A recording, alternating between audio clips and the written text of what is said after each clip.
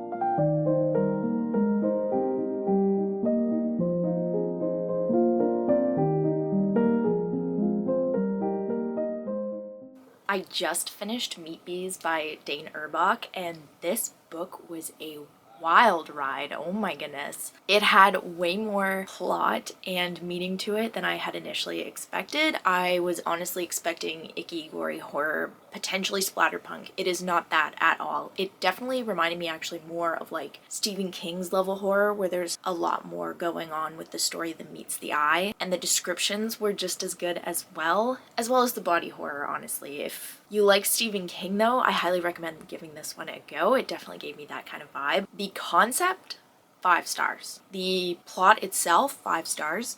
I thought it was amazing. The characters, 5 stars. They were all well, not all of them, but most of them were teenagers, and sometimes teenagers as the protagonist can be a bit cringy, and it was, but it also pointed out that it was periodically, so 5 stars for that. But all in all, I think I'm actually gonna rate this book 4 stars. I wish I could rate it 5 stars, but I have to dock a star for the overuse of the word TikTok in the first like half of the book. It was atrocious how many times TikTok was said. I feel like another word should have been put in there from time to time to describe the main character scrolling through social media, or maybe it just could have been omitted at certain parts because the reader definitely got it. She liked her TikTok. Everybody liked TikTok in this. Sometimes it was like 5 times on one page. It was not necessary, and that honestly annoyed the ever-loving crap out of me. Now, that did start to get better as the story progressed, and there was a lot less TikTok talk. And other than that, I really loved the rest of this book, and I highly recommend it if you like horror or anything like that. It is not as disgusting as the title would make you believe that it is. It was actually quite clever and thoughtful, and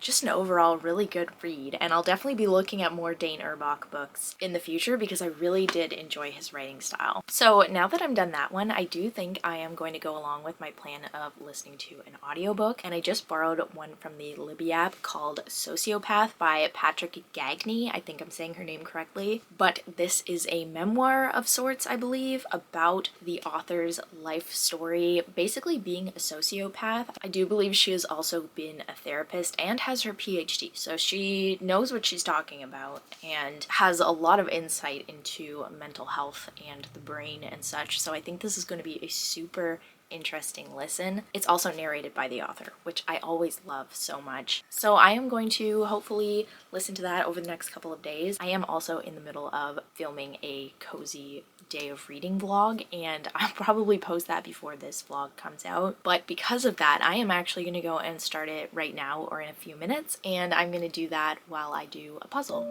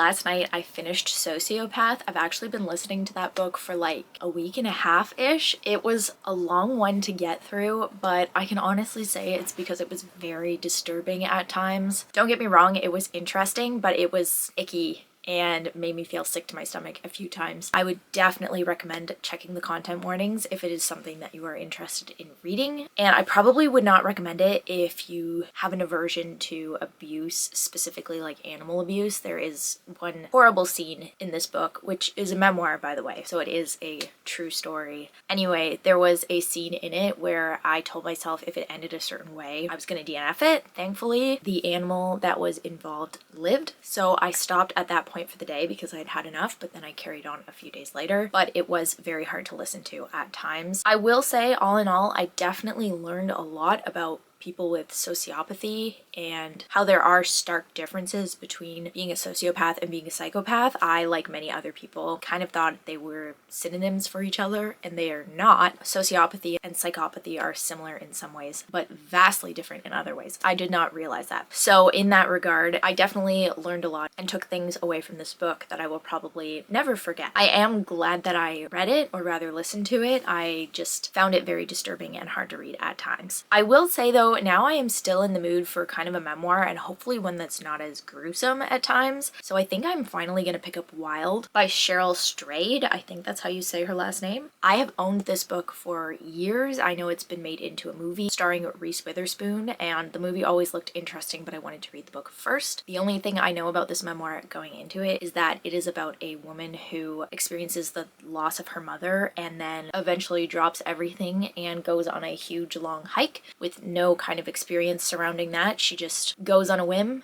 and I think that this is just about that adventure. That sounds very interesting to me. I really loved Into the Wild by Jon Krakauer. If you've never heard of that one before, it's kind of like a similar situation, but it's more a young man just decides, like on a whim, he's gonna just live off the land and go into the wild. That one didn't end very well though. I'm assuming this one does because the author lived to tell the tale. But anyway, this is the one that I'm gonna go with right now, and I do believe I'm actually gonna start reading it right now as well because I am in the mood to read right now.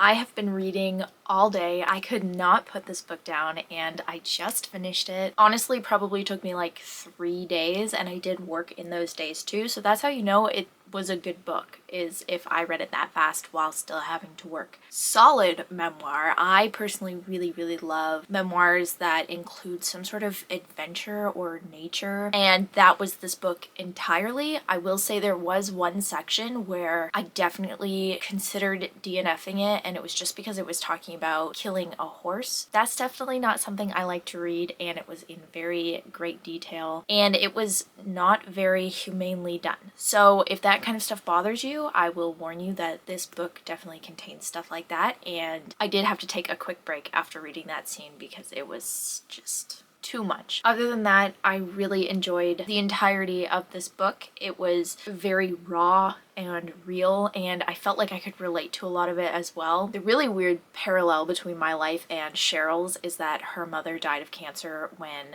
Cheryl was 22. I myself was 22 when my mother passed away. This book focuses on a time in her life when she was 26, and I myself am currently 26, so very weird. I've had this book on my shelf for years, and I just decided to pick it up now, and the parallels are a little spooky at times, I can't lie to you. But overall, really great read if you're into memoirs, and I don't want to say like self-help because it's not a self-help book. It's more like a story about growing and realizing things about yourself, and I think that people could benefit from seeing the parallels between the story and their life. At least I feel like I got something out of it. I'm sure so many people can probably relate to different parts of this book. I guess I'll finish it off by saying it's popular for a reason, and now I cannot wait to watch the movie because I am thinking it's going to be really good. I know it's Reese Witherspoon and she's a really great actress, so hopefully she portrays Cheryl perfectly. Anyway, I think I'm finally going to leave this reading vlog here. Definitely a very interesting mood reading vlog. 2 memoirs, which I feel like normally I'm not super in the mood for, but I was at this moment in time. I don't know why. Nonfiction has been calling to me lately. On a side note, I do believe that this is also the last book that I'm going to be reading in 2025 because it is currently January 31st, so I don't think I'm gonna have time for anything else. With that, I hope you have a great rest of your week and happy reading.